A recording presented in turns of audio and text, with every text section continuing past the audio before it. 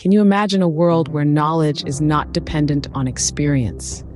This is the fascinating concept of a priori, a term that originates from the Latin phrase which translates to "from the earlier."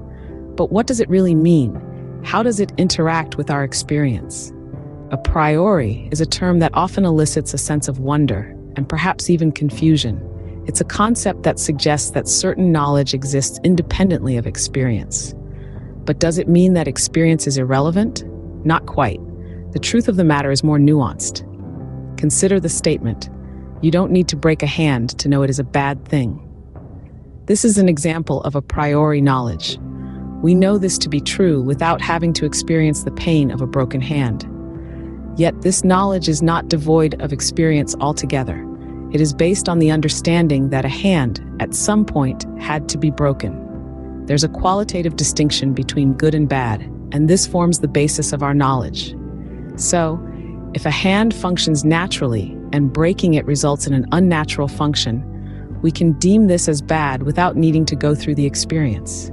It's our understanding of the world and the way things should work that guides this a priori knowledge. But there is more to a priori than meets the eye.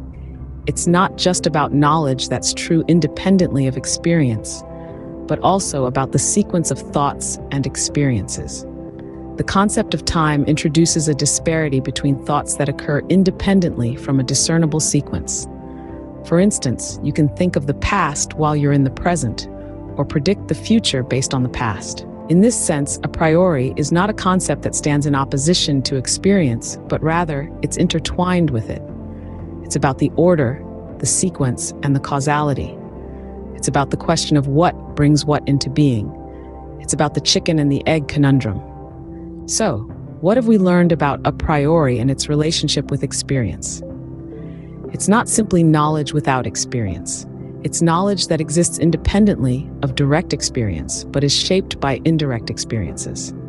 It's a complex interplay of thought, experience, and time. It's a fascinating concept that broadens our understanding of knowledge and how we acquire it.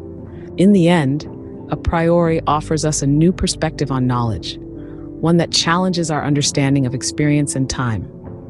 It reminds us that knowledge is not always derived from direct experience, but can also be shaped by our understanding of the world around us.